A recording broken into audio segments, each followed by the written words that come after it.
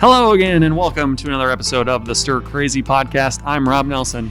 I'm Mike Bakoven, and here we are at the end of the season. We've had quite the run of 6 episodes, and we're closing out season 4 with something that we ought to know a little bit about. Yeah, well, today we're going to be talking about the history of collections and collecting and just sort of antiques in general.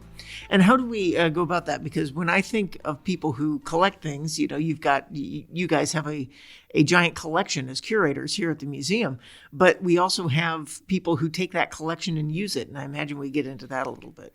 Yeah, so in the first segment, we're going to be talking with Cynova, who's our director of interpretation here.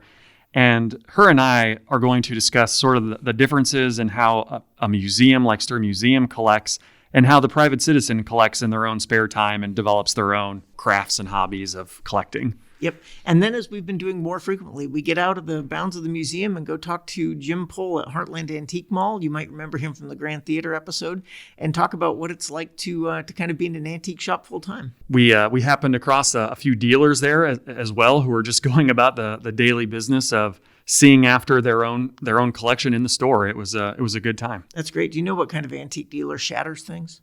I don't. That's a broker. God. All right, let's get into it. Yeah, let's do it.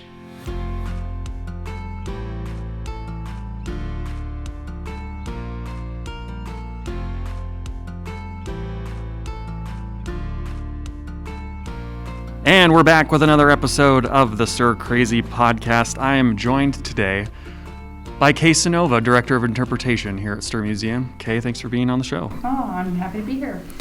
Today we are going to jump in and talk about collecting and the history of collections and their various forms. I think it's a really interesting topic that kind of took me in some different directions. It's something that's kind of been near and dear to my heart for a really long time. Yeah, I think both you and I have certain experiences with collectors, being in antique malls, that kind of stuff. Yeah. I think it kind of comes with the territory of being into history and being around artifacts and all that stuff. Long before I ever would even consider being a part of a museum. I was 13 when I bought my first antique. So there you go.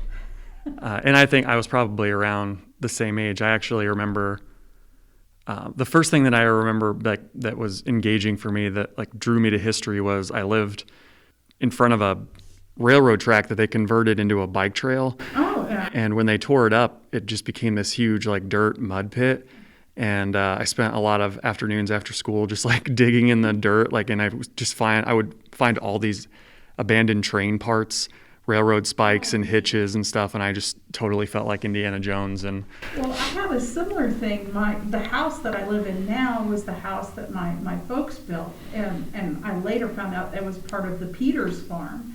But when they were trenching to put in services and things like that as the neighborhood was built up, they would churn up all these things, like a glass egg that you used in a hen house, parts of frying pans, dishes. We can dig in our backyard in our garden area and still find some things back there. So I have a sort of little snippets of those things collected that we found. And when I looked at the aerial maps, the historic aerial maps, it looks like the area that they were digging was kind of where there was a privy. Oh. Which makes sense. That Yeah. all these broken things would be in there. yeah, absolutely. So what is an antique? Let's start there. I feel like there might be different definitions depending on what we're talking about. I think that you could probably come up with a whole lot of different definitions. To me, an antique has always been something old, something that, and it's relative, because if you talk to somebody, say, a young person today, and ask them what an antique is, they're going to say something from the 1990s. Yeah. And to me, something antique usually will either predate me or be from a very early part of my life. But there's also, there's the ancient antiques that go back hundreds of years. So I think it just depends upon who you're talking to and what that personal definition is. Yeah, and I also think there's something to be said for what country you come from. Yes. With this topic. One of my favorite sayings, and I feel like I say this all the time, is there's only two differences between British people and Americans. One is that British people think 100 miles is a long way, Yes. and the other one is that Americans think 100 years is a long time. Yes. And I think that just says it all. Like when we talk about something being, this is from the 1800s, there's just so much wow factor to it. And then if you go to England and you say this object's from 1850, they go, big whoop. Yeah. I'm sitting in my bar that's 1,000 years old. Yeah, look at this thing that is like 1,000, 2,000 years old. Hey, Yeah, so differences. no big deal. One of the things that goes along with this is collections. Where does this whole story begin? How do we get to an institution like Stuhr Museum where we're sitting right now from the collections of antiquity? Well, people have been collecting for thousands of years. Once humans started going away from the nomadic form of life, 12,000 years ago, they started, once they could be in one spot, they would start collecting things. Yeah. And, because it would be really hard to haul a collection around with you. Oh, I know people who have hauled their collections around with them. Sure. But it goes back to ancient times. And so, but the things that were collected changed over time as humans evolved. One of the first things that I found, and as a kid, I collected coins myself, just kind of rocks. Yeah, so there you go. One of the things I found was as early as Caesar Augustus, the first emperor of Rome, 27 BC, he was a coin collector, it is alleged. So at least 2,000 years ago, there was a trade of, people being interested in holding on to these coins for more than their monetary value. That points out as interesting, because when you start talking about collecting things of value, that usually, especially in the earliest times, tended to be the thing that the rich would do. Yeah. The poor people didn't have the means to collect things of significant value. They might collect other things, but they would not collect things that would cost them money. So, that's kind of how it starts off in Europe. You have wealthy patrons who collect very fine art, also animals and other specimens of the natural world that they feel are unique. I feel like that sort of stuff begins to happen around the age of colonization and like New World discovery. People are interested in these new exotic animals from all over the world. Exotic animals, exotic plants, anything that's unique and different from the things that they're used to, they're going to collect. The voyages of discovery by different peoples, they would collect things and take them back and just basically as a way to say, see what I found? Because yeah. It was something unique and different, and it got people excited about maybe going and seeing the place themselves. Yeah, it's really a long, fascinating history. I'm sure not everybody out there might be as interested in the history of the museum craft, but that's really where our origins begin. And you follow that trajectory from antiquity until the Middle Ages, Renaissance, and then you begin to see some sort of a structure around, I'd say, the late 18th century with what could be considered like a recognizable museum proper. Yeah, but they kind of predate with something called Cabinet of Curiosities. Yes. As early as the 15th century. For that, I like the name Wunderkammer, which is Cabinets of Wonder, which is another name for Cabinets of Curiosities.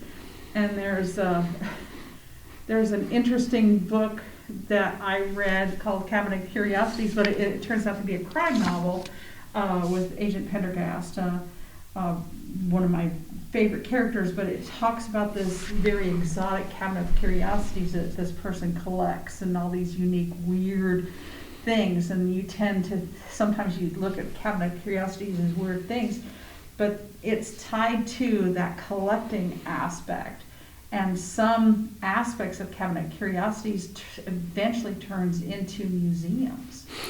Yeah, I found a description of Charles Wilson Peale's Cabinet of Curiosities in Philadelphia, which first opens in 1786. And in that, there were several portraits of George Washington, other notable political heroes of that time, general heroes of that time. But there are also bones of a woolly mammoth. So everything from the, anything and everything. And Yeah. There's a famous painting about that shows Peel pulling back a curtain and showing off all of his things, the wonders behind the curtain. Absolutely. And that kind of takes us into the 19th century, and then there's the birth of different sorts of institutions that aren't necessarily museums, but they're, historic homes, and they have those monikers like so-and-so died here. Or so-and-so Slept here, yeah. As we go through time, people would recognize that different places would have some type of either historical or emotional significance, and so they would try to save these places as a way to show off, usually associated almost always with a famous person, so that this is how this person lived, and they would have all of the personal effects and all of the decorations in the house, and all of that would be collected in this. Today they're called house museums, but they would be a way to show anything and everything about the life of this person. Yeah. So how does something like that differ from what we do today in the museum industry? Like, how does somebody's personal collection get treated differently at a historical institution today? Well, the museum industry has really kind of professionalized over the years. As time grew on, it became it recognized that we needed to kind of get our ducks in a row and make sure that we follow best practices and things like that. But one of the important things that a museum might do that's different from a private collector is try to find out about the provenance of the artifact, to basically its origins. What's the story behind it? Because when you have that story, then you can interpret that artifact. We also have kind of requirements for the care of things that a lot of private collections, I've seen some private collections that are in absolutely cringeworthy Sure.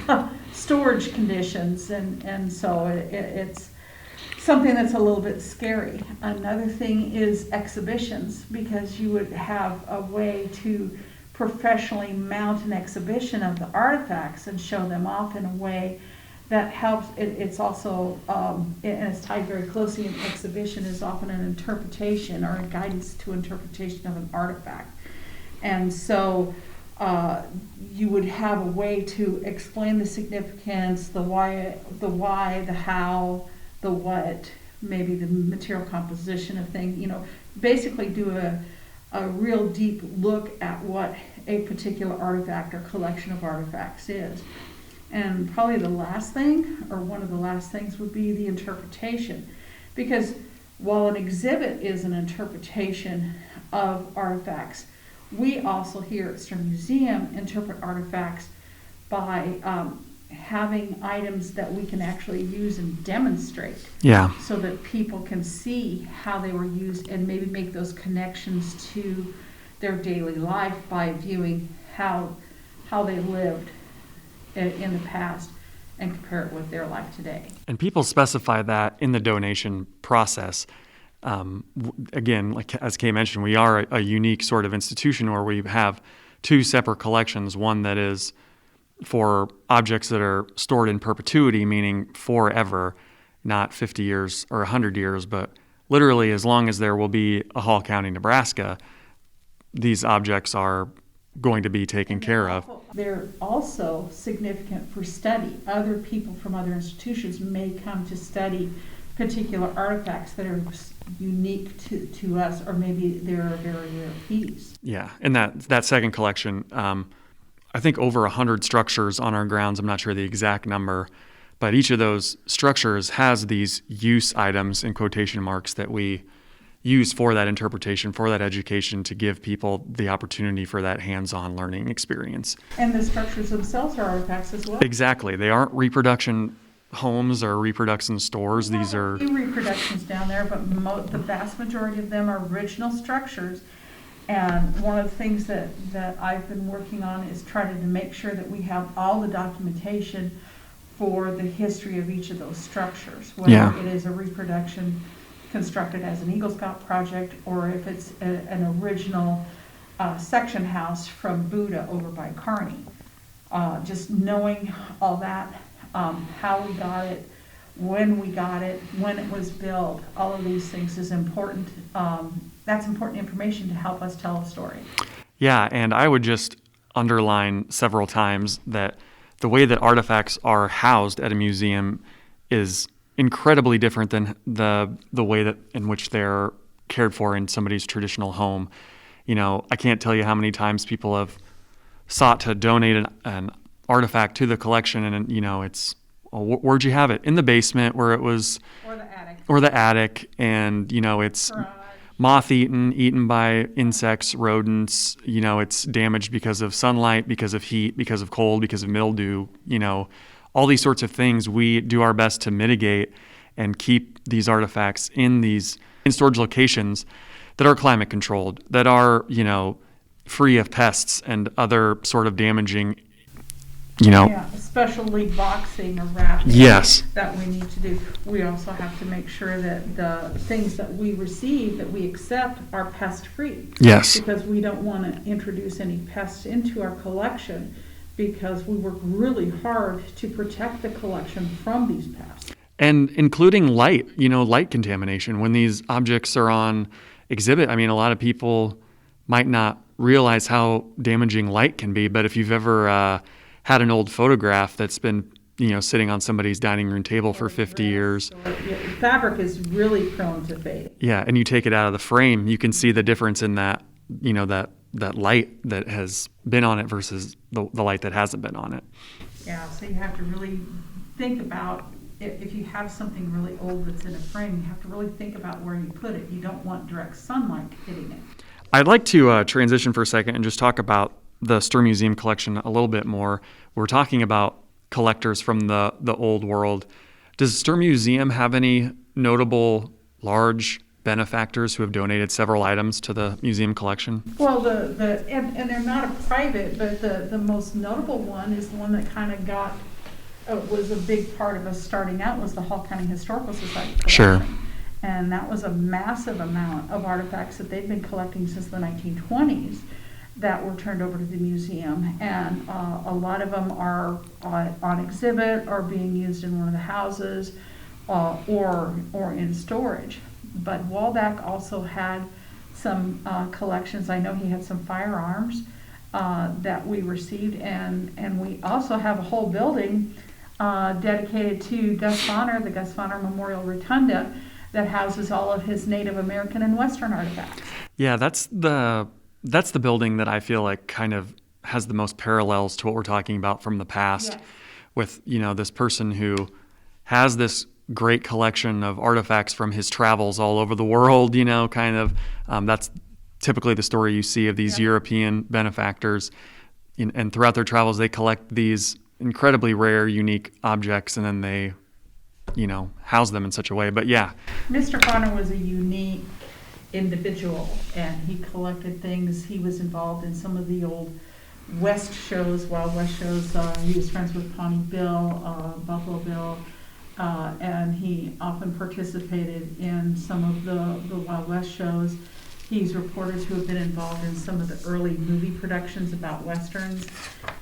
He collected Native American artifacts from across the country. He also collected and saved a lot of things that would be considered Old West artifacts and saddles and that type of thing. So those things are all housed in the rotunda and have been on exhibit for about 40 years now. On a much larger scale, a similar story has taken place on the national level in America with the famous James Smithson example. For those of you who do not know who James Smithson is, you've probably heard of his namesake, the Smithsonian Institution.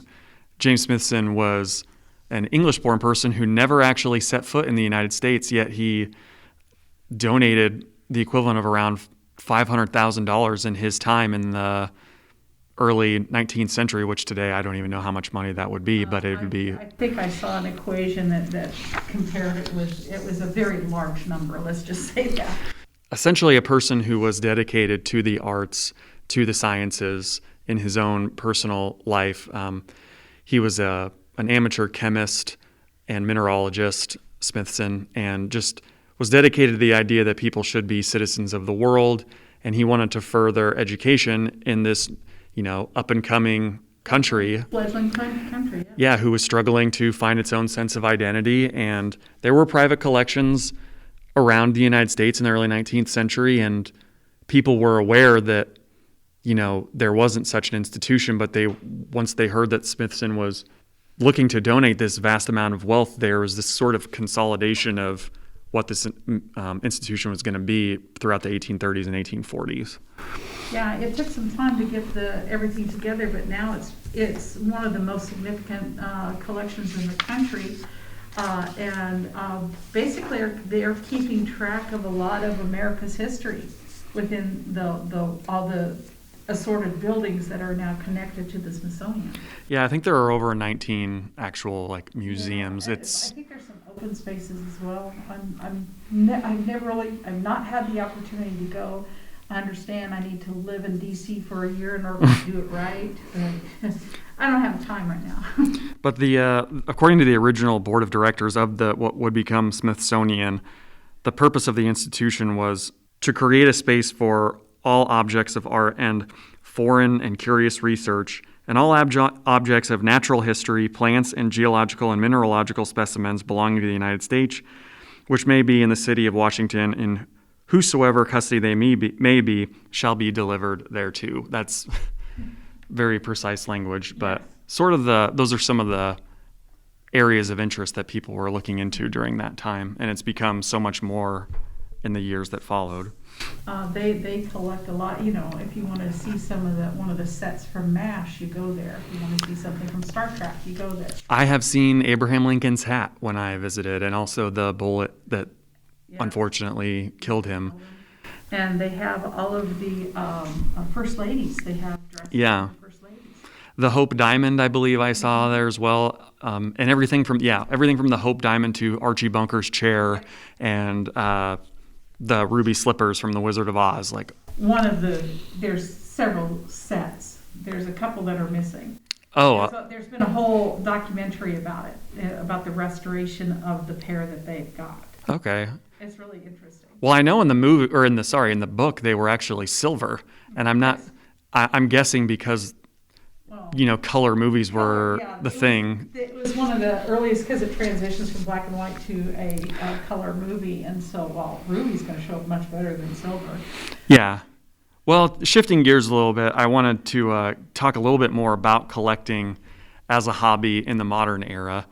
I've spent some time working in an antique mall as a younger man. I've kind of seen the culture surrounding that environment, and I find it really fascinating. It's its own little world of collectors. Have you had experiences in this realm? I have experience with antique stores in Grand Island pretty much my entire life. I have had the honor of knowing many vendors over the years. I have had the honor also of being friends with a number of them. It is fun to have conversations. We have some really unique discussions talking about time periods, questions about different things, asking them for help to find specific things, listening to some of their stories of how they found a particular piece that's in their booth. It's really a lot of fun to visit and just spend time learning about some of the stuff and why they acquired certain things to put in their booth. When I worked in an antique store, I found it really thought-provoking when just talking to some of these dealers. I feel like you could get a sense of how their mind works and who they are as a person by what they collect and how they talk about it. I remember talking to a person who collected pocket watches, and then I asked him, "Well, why do you collect pocket watches?" And he would just talk to me he would just light up and talk to me about the internal workings of them and how they're all different, and some of the maker's marks are interesting to him, and where they were made is different than how they're made in other locations. And the same thing with other things, like people, there's so many things that people collect. They collect pens or pins or coins or money. And There used to be a time when people collected salt and pepper shakers. Yeah. They would collect, they gather them from all over the country or even foreign locations. I collected rocks as a kid. I still pick up rocks. There's little cubbies in my car where there's rocks. I can lay down a shower floor someday maybe. I collected pictures at one time, like creamer pictures and that type of thing. But now I'm really into chickens. Anybody who knows me already knows that part. But I collect so much more 19th century textile sewing related things. It just depends upon because our interest in collecting, for the most part, doesn't stay static. It kind of evolves over time. And so something that might have been important to us 20 years ago may have morphed into something else. And you might still retain love for that, but your passions kind of evolve and move to a different direction. Well, yeah, and as you learn more about your, hobby of collecting, I think your interests change a little bit too. And sometimes you do complete a collection, and it's time to move on from it, or along the way while you're collecting something, you spend a lot of time in these antique stores or around these trade circuits sort of things, and something else catches your eye, and so you get into that a little bit more, and that can lead you in a bad direction sometimes. Usually I have to, the item either has to really kind of speak to me and kind of say, yeah, you really need to take me home, or it's something that I'm looking for specifically to do some type of programming, or it could be something that I'd never seen before, something that was really unique and different, and I just thought, well, I'll get that and I'll see where that takes me.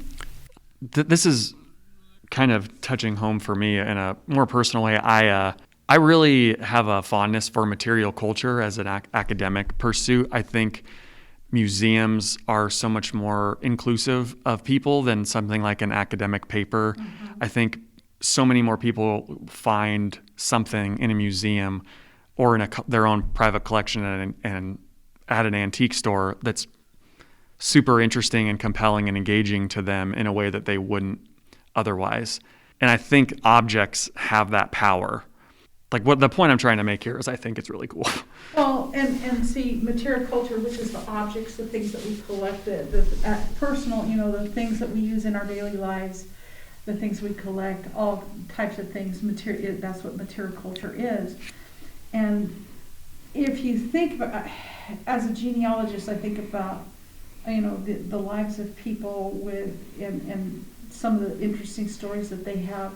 But then you look at the items that they used to possess, and you think about, how they would have used them, what stories, they were in the room where this happened to this person, and what story could they have told. But it's also the everyday objects, all the cooking things. You look at a wooden spoon that has been used over time that we have in our collection, and you wonder just how many meals that spoon might have helped to make.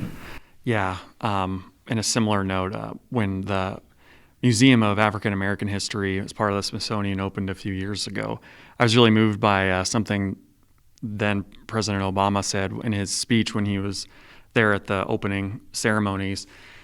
And he was wandering through their collections before they opened. He had like a behind-the-scenes pass, of course, which is something I would dream about. But he came across a slave block that just simply read, Andrew Jackson and Henry Clay spoke here in 1830.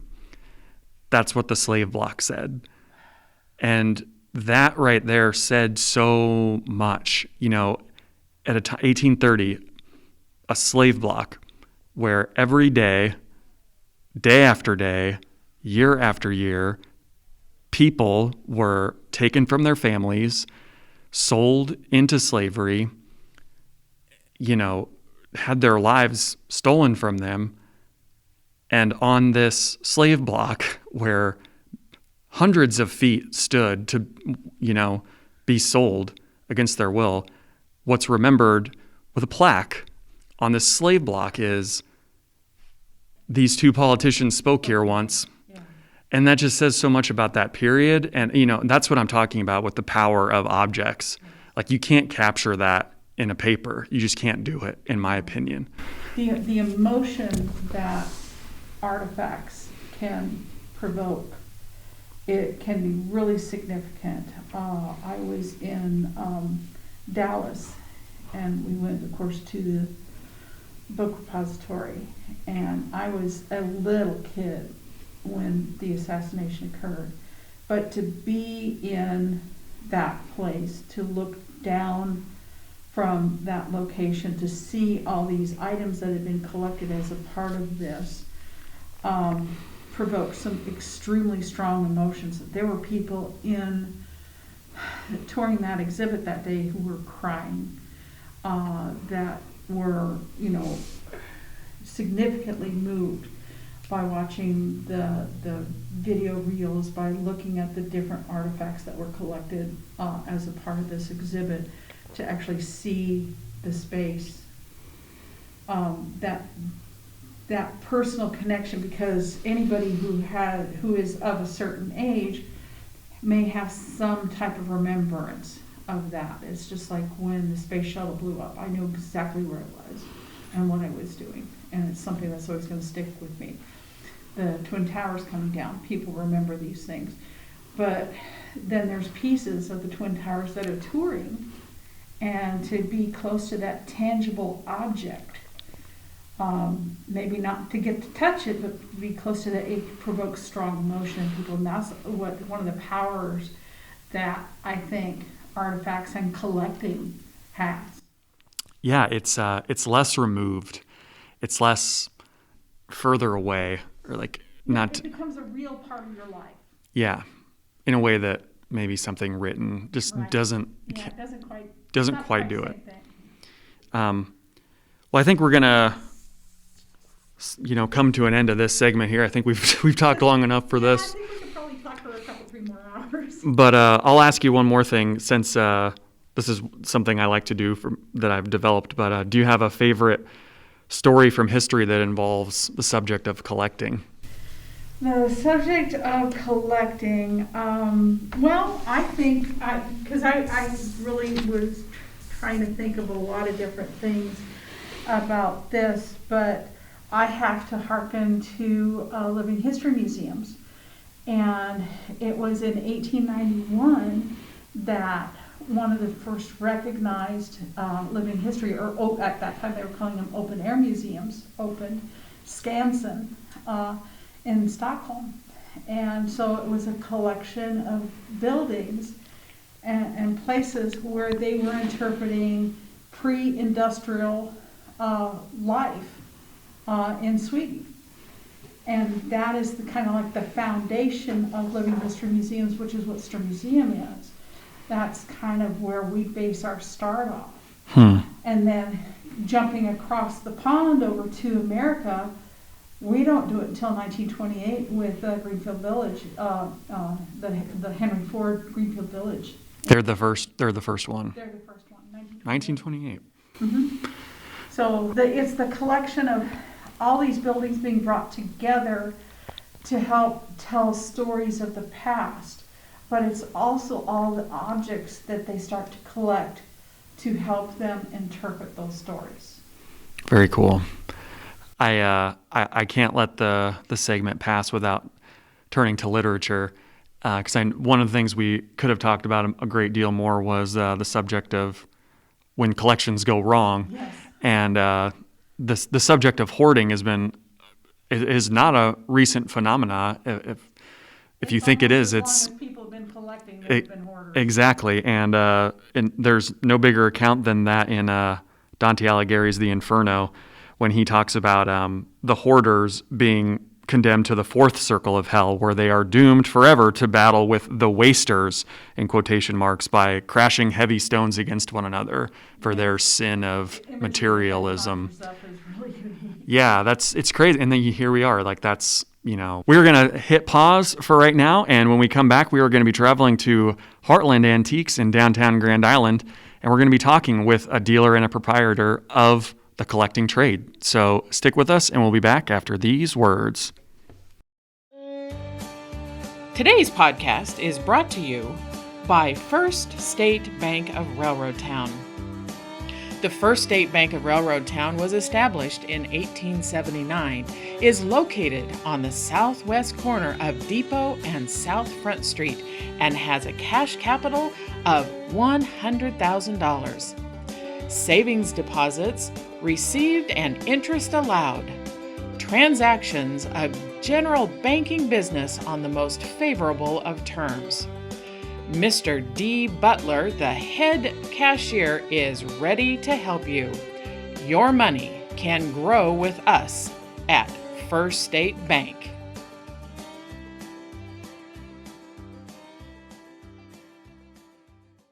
Welcome back to the Stuhr Crazy Podcast. We are at Heartland Antiques here in downtown Grand Island. We are joined by a whole host of characters.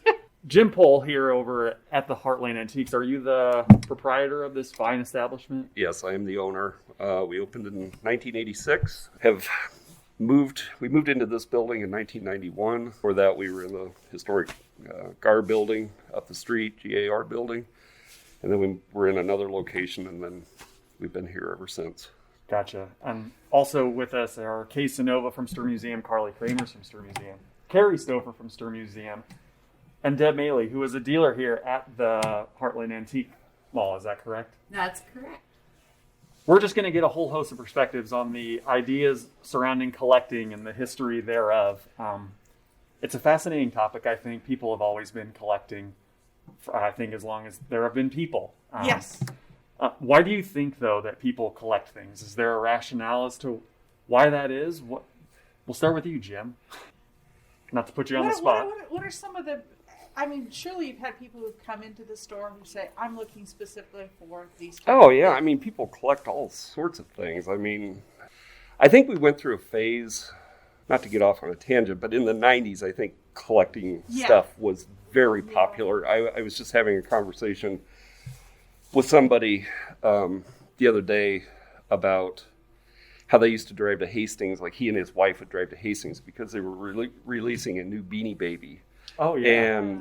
And back then it was, Hallmark ornaments and Boyd's Bears, and, there were just all these prints. Pocahontas cups at McDonald's. Yeah, exactly. It was just like this huge collectible market, and the antique business, like, people collected everything back then. It was Depression glass and Fire King, and I was into pictures at that time. Yeah, different sizes of pictures. Just tons and tons of collectibles. And then, I don't know, in the early 2000s, it seemed like it kind of, all that stuff really cooled for a while. But weirdly, in the last year, I've been getting a lot of people coming in and they're really looking for things now again. So, is it primarily people who are, looking to flip things for profit? Is it for a love of the item itself? It's mostly just to have it. To have their thing, whatever that is. Yeah. What's kind of like a unique thing about this institution comparative to the other stores that are in Grand Island? I feel like it's a unique part of town that there are so many, there's so many antique stores in Grand Island, for those of you who aren't familiar. So I'm wondering, like, why is that the case, I guess? But I think it's because it's a natural kind of center for people. A lot of people who come here for shopping reasons and all of that other stuff. We're along Interstate 80. A lot of people travel it, and they stop specifically. There have been a number of events over the years that will draw people to Grand Island to look at things, and the antique dealers, I have found, have been really good at promoting all of their venues so that they can stay in the mindset of people who are looking for things. back in the 90s, I think there were 14 shops in Grand Island, and somebody asked me one time, it's like, don't you think that's too many? And it's like, no. If the more you have, it's a unique business, because the more shops you have in an area, the more reason people will get off the interstate and come to visit. And it's not like, everybody's inventories. Iowa. Yeah, and that's a prime example. Walnut, Iowa is pretty much just all antique stores. It's a little dinky town, and their whole main street is just shop after shop after shop. Yeah. And, you could basically spend several days just trolling through all the stores. Yeah.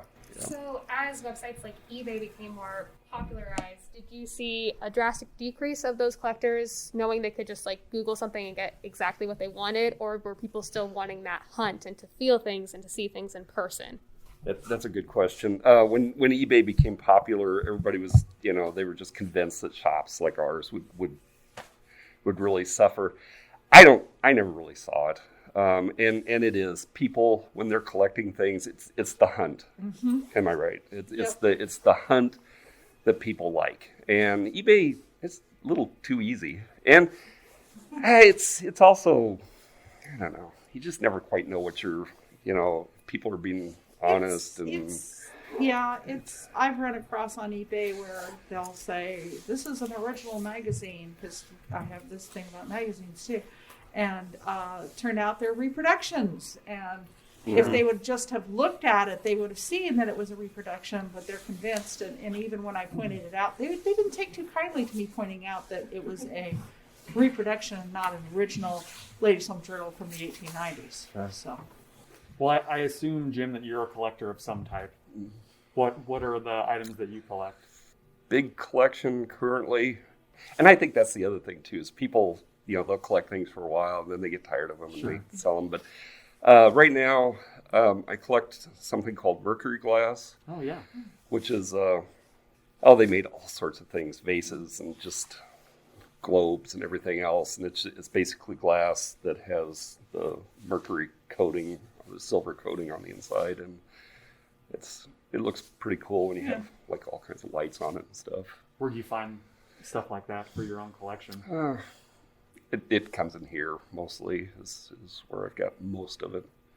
And that's the other thing too, when people find out that you collect something, it makes it easy, for Christmas time, birthdays, everything else. That's how I get all my chickens. Yeah, you do chickens, don't you? Yes. So with the emotional aspect of collecting, would you say that there's a slight addiction to the adrenaline rush when you find that perfect thing that you've been hunting for? How would you describe that for people that don't collect? No, I think you just described it better than I could. It's perfect. I think it's just a fun scavenger hunt kind of a thing. I was gonna bring Deb in for a second. So you must be a collector as well, but you're also a dealer. Mm-hmm. How did you kind of go down into that area? Did you start out collecting and kind of frequenting places like Heartland, or how did you arrive at being a dealer? Well, I was a customer here for a long time. Not a frequent customer, but enough to kind of know what the shop was about. And my son-in-law and his wife moved to Maine because he was serving in the Navy, and that's where he was stationed. And I went out to visit them. I have been through New England before, but not to the extent that I did on that particular visit. And what I found in all of the New England formerly colonies for antiques absolutely thrilled me. Sure. I did not know there were still items that were that old that you could actually take home with you. Yeah. And the Revolutionary War period, that's my thing. I love that part of history. And you can actually find things back there that go back that far. Yeah. So for me, the draw to antiques is the history, and often more primitive than fancy things. What did the everyday colonist need? what appealed to him. It's just fascinating to me. It's that part of history that draws me to antiques. I totally agree. We're kindred spirits in that way. A really cool thing that I happened to see when I was in Virginia one time was a spoon that was made by Paul Revere. Yes. Because everyone knows, oh, hey, Paul Revere, Midnight Ride and all that. But he actually was a person and had a trade. And he was a silversmith who made spoons. And the fact that it said it on the back, it had his maker's mark on the back of the spoon. And Exactly. It's so crazy that something like that is like, yeah, here you go. For $7,000, you can have it. But still. Is that all?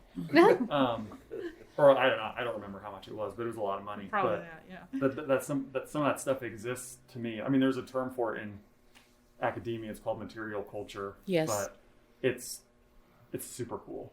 So is it hard for you, like when you find stuff like that, to then like turn it over to be sold? Yes. Yeah. Like, you guys are so excited and everything. I'll tell you what. How do you do that? On one of our trips back there, it was an antique buying trip, and we flew out. My husband and I flew out and drove back a 26-foot U-Haul truck that was packed to the gills because, I mean, it took a second mortgage out on the house. I mean, it just was fascinating to me.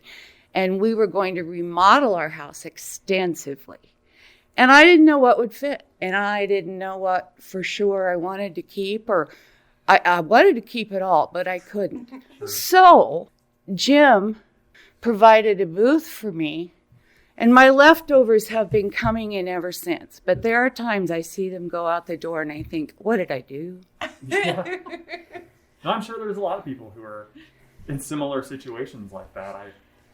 I don't nearly have enough that I would ever have a booth, but I feel like sometimes I have no idea what I'm actually going to end up doing with this stuff if ever the time comes. Just kind of shifting gears again. Jim, I'm asking you this, but anybody can answer. Who are the dealers? Are they all like a similar breed of person? Is it just a conglomeration of everybody?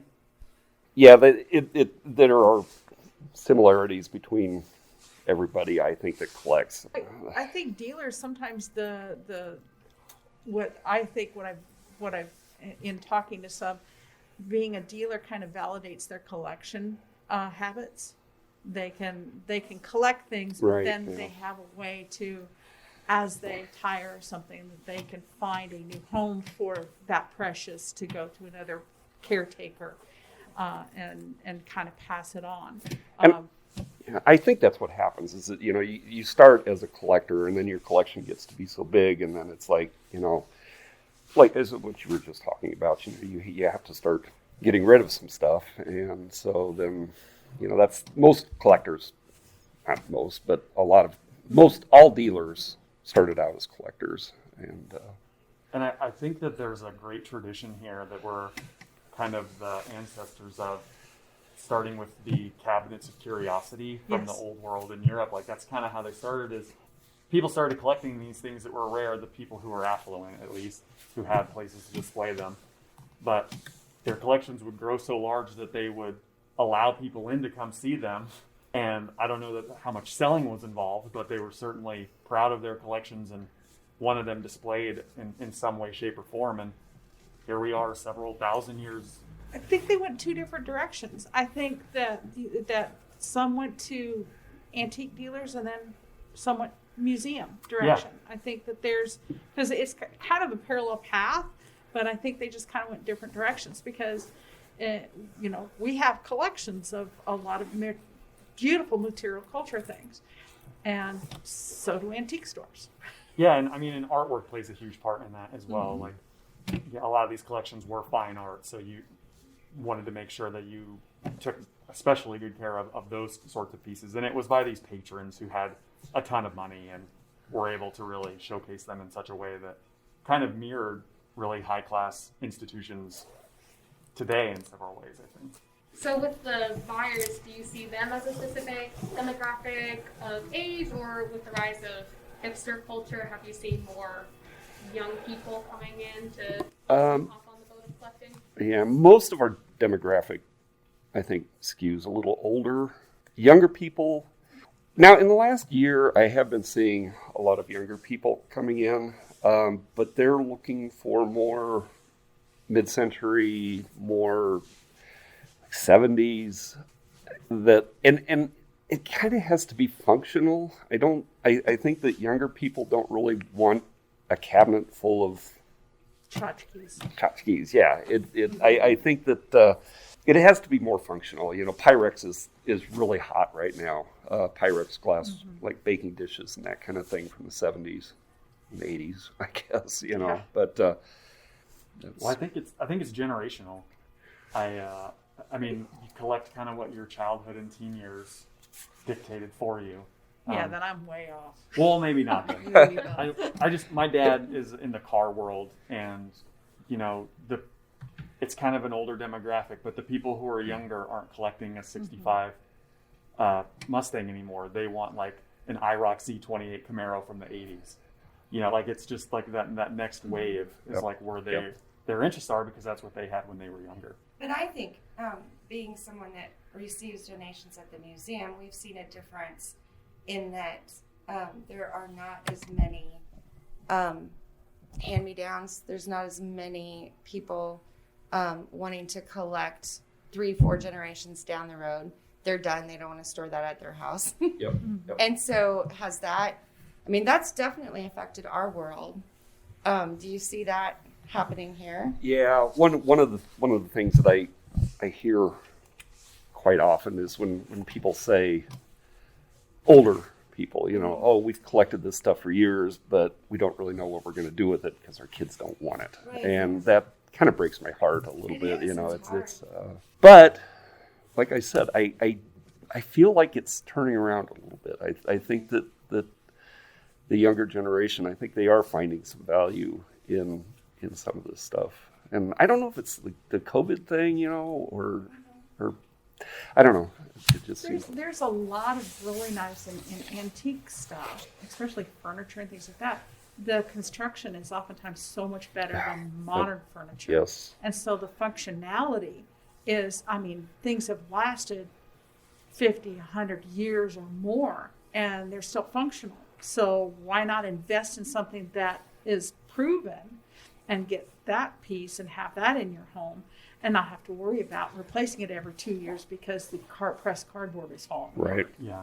I feel like that's definitely part of why younger generations like the more functional antiques, because like of the whole economic crisis that they're in with jobs where they only have so much money to spend. So there's probably that appeal of getting something you can use in your house, but then also has that antique value to it. Yeah.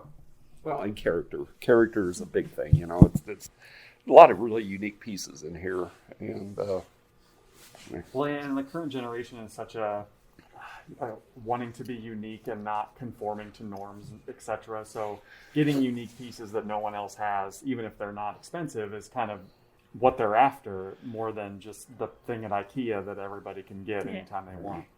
Speaking of that topic, has there been anything like a super, you know, unique quality that's managed to come in here that maybe you weren't expecting that you can recall? You've had some pretty cool mid-century stuff over here. Yeah, mid-century. A lot of really good primitives. You know, the not the more formal antiques, but you know, one of our dealers, Eb, has a lot of really nice, you know, authentic antiques. Let me just point this out. You were talking about how well made things used to be. That cupboard's 225 years old. Wow. And it's probably just about as good in as good a shape as it was when it was built. I'm just saying. And still functional. Yes. It's Yes. absolutely gorgeous. That's Thank what you. you're selling, Deb? Yeah, this is my booth. Is there Yeah. anything particularly difficult that you're struggling to put out here for sale? Yeah, just pick a room in my house. It's pretty full.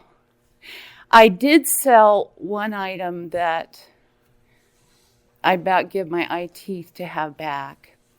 I have one, but I sold one in better condition. It was a 1700s leather fire bucket. Oh, yeah. Yes. They didn't And make them out of wood yet. no.